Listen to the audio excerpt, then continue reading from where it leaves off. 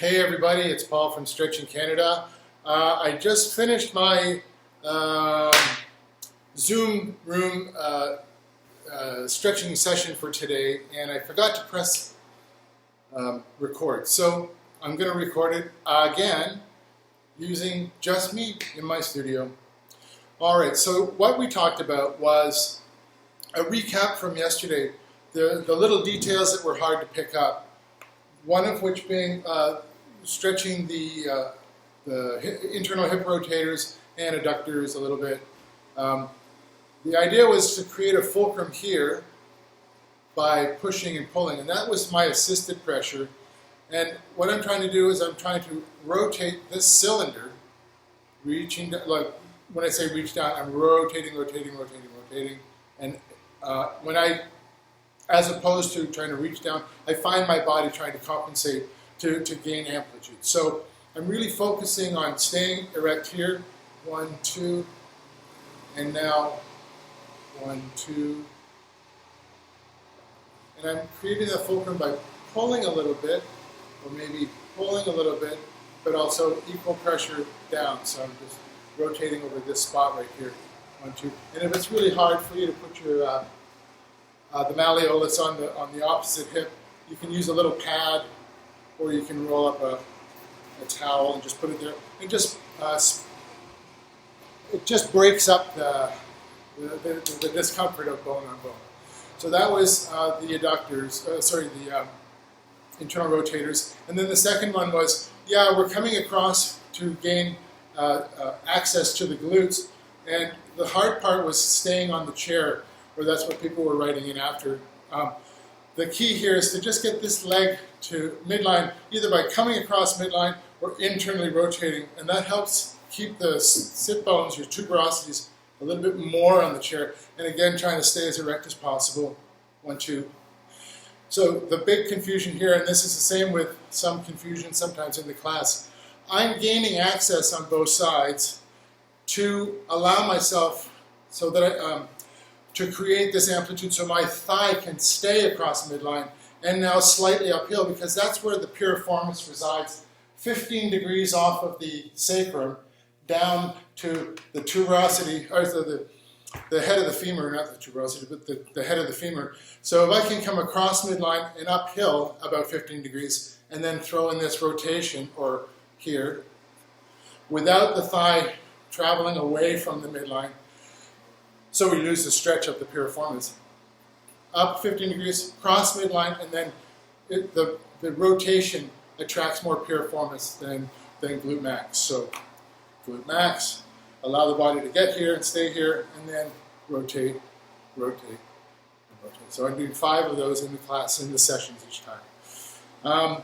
Now, we moved on to the adductors, abductors, and that was it. So I'm going to make a little pad for myself. A little easier when my head is off the ground, so I'm not falling back, and it can affect my breathing.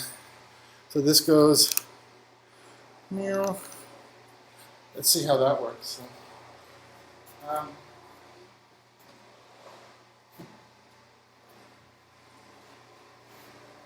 again, you can use a strap, a rope, a dish towel, sweater, pants, and can you see me here? You got it.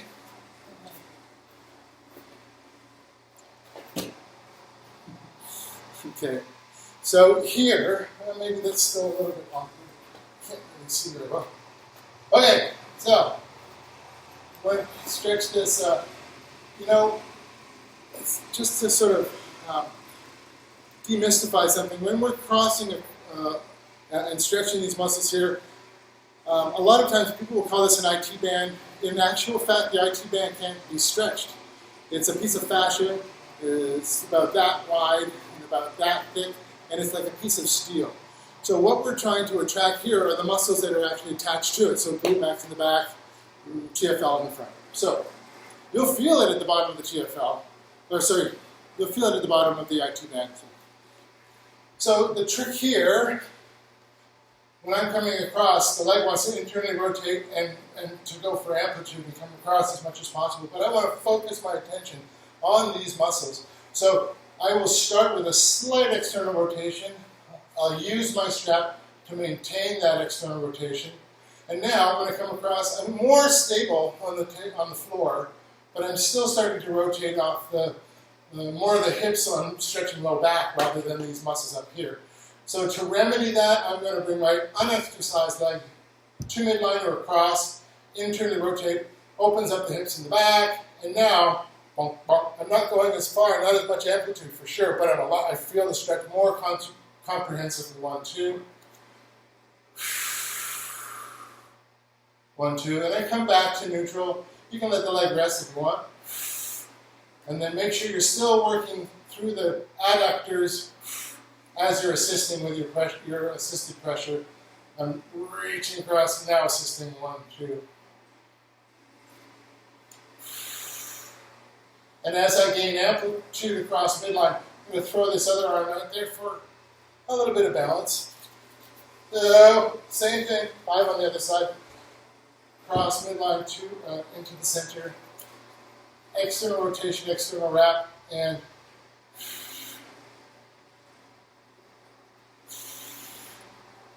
I feel, I don't know if you can see that, but I can feel a definite restriction on this side. It just gets to here, it just doesn't want to go. So I'm going to lighten up my assisted pressure and work a little harder in the adductors. And the lighter my assisted pressure, I guaranteed every time it'll go a little bit further. And now I'm starting to fatigue a little bit.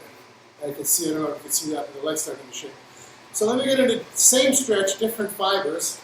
Again, midline, internal rotation, external rotation here. And from here, let's just bring it up. You can come up 15 degrees or whatever you can offer. Now I'm definitely going to throw my arm out the side.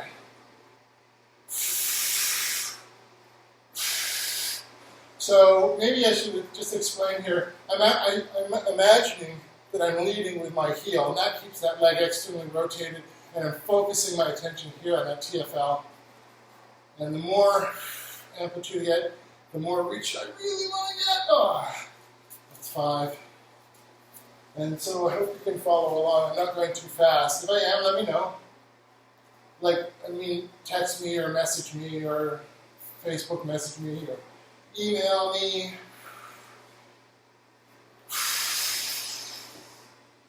Yeah, so there's definitely something going on. And now, when that leg internally rotates, there's nothing wrong with that. It's just a different stretch. And if I focus my attention, if I don't externally rotate and I let this come up and I assist it across midline, I can feel that in the bicep of the hamstrings. And normally I've already stretched those out. I really want to stay focused on those TFL glute. Anterior fibers of the glutes, 1, 2. And now I was up here. So anyway, just to reiterate, there it goes. So, abductors, phase 1, or phase 1, and then phase 2. Maintaining that external rotator. Let's see if I do that here. Did that make a difference for you guys? Maybe, a little bit. So now I'm going to stretch the adductors that I was just using to come across midline. And the gain here is, again, I want to be stable on the floor or the bed or wherever I am. And again, gaining amplitude in my thigh, the leg is going to naturally externally rotate, which now I'm stretching the semis again, and I really want to focus on my adductors. So that's going to qualify for internal rotation, an internal wrap with the strap, which helps maintain that internal rotation. And the unexercised leg is going to be away from midline. And I'll throw in a little bit of internal rotation, and that helps open up the pelvis in the back. 1, 2. 1, 2.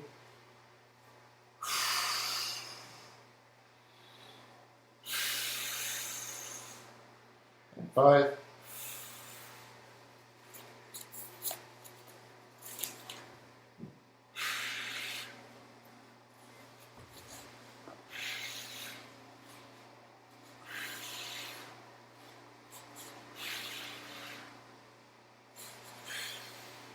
And the breathing, I tend to breathe out, imagining pursed lips like I'm pushing it through a small straw, whether it's like a Tim Hortons straw or a cocktail straw, wherever you hang out. And I got that from Dr. Kathy Dooley. Building inter-abdominal pressure builds strength in the extremities. Go to anything with Kathy Dooley on it, and you're going to be blown away by her knowledge, but also her presentation. Incredibly, incredible. Everywhere you go, it's immaculate dissection. She does Anatomy Angel and Dr. Kathy Dooley, just the website. So feast your eyes and your brain on her. What are you doing? Oh yeah, ADductors. Now I'm going to come back. Same stretch, different fibers, internal rotation. I'm just going to raise the leg up about 15, 20 degrees. So I've gone from neutral, which is more magnus and longus, to maybe longus and gracilis. I'm going to feel it a little bit more where the gracilis attaches.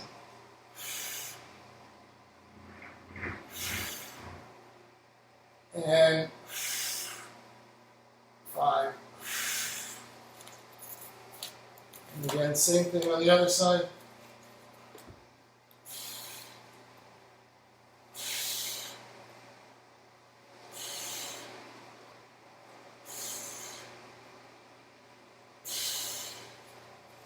Cool. All right, that feels great. All right, so now, ADductors, again. So we did the abductors and adductors, and now I'm going to do the quads. So there's lots of different ways, and this started off, hang on a sec.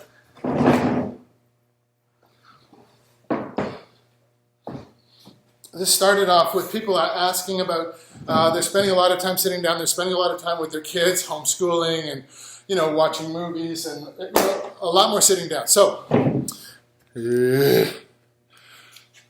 let's see how this works. Yeah, that's good enough, I think. So, the idea was just shifting off the edge of the couch or the chair, and if you can grab your ankle, that's awesome. And you're reaching back. Now, the key here is to not hyperextend your back, because now you're fixing one problem and starting another. So you're holding this, bracing, being tall, and think about that knee reaching back. And I'm actually grabbing the chair just to stabilize a little bit. And if you can't, you can do this, or, tea towel or whatever you've got available.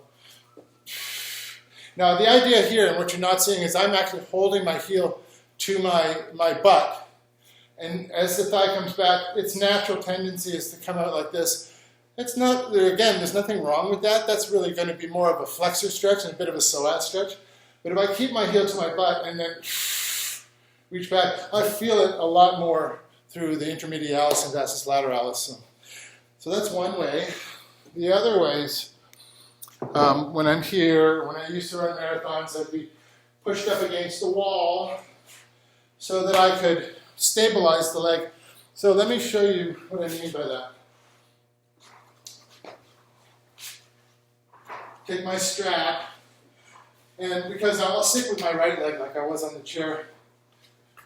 And, let's start with that strap. So if I'm here, can you actually see me? Yeah. If I'm here and I'm reaching back, without even trying, my unexercised leg is traveling downstream, if you will. If I hold it, I get a bit more stretch.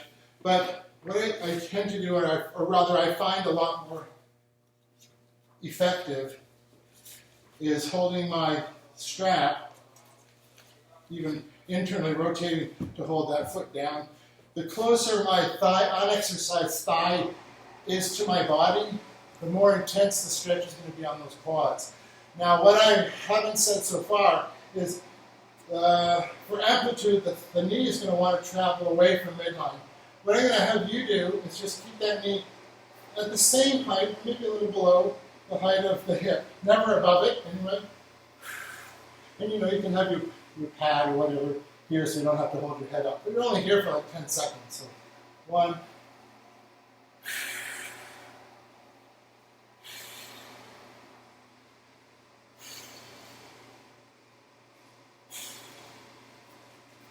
and if you do have a door frame or something, or, you know, if you don't have a strap, if this was a door frame or a tree or something, I just put my foot, actually we'll need this, I just put my foot there, and so I'm getting the same stretch, but just because I'm locked up here, so.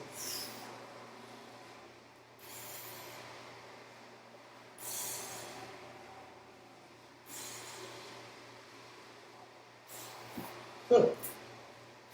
And yeah, oh, I lost my feed.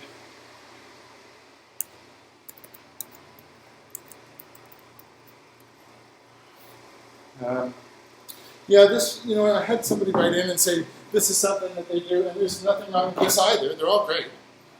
They put their foot on a park bench, or I just find I have less control with this. But, you know, your leg is already bent, so, you know, I'd say knock yourself out. It's a pretty good stretch. A little rough on the foot, though.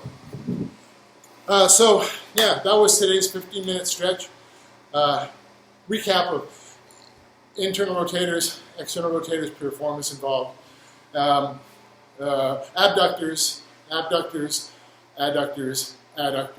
quads. So if you have any questions, if you have any thoughts, anything you want to see in particular, I'm going to create a lineup, a list of things I want to do every day for the next 13 days. Yeah, and so anyway, connect with me with whatever questions, concerns, thoughts you have. And I'm going to post every day for the next 13 days. Well, I've been doing it for a week, so this will be 2 weeks from today. So. Paul from Stretching Canada. Hope all of you are safe and well, and thinking about you all. Stay safe, and talk to you again soon.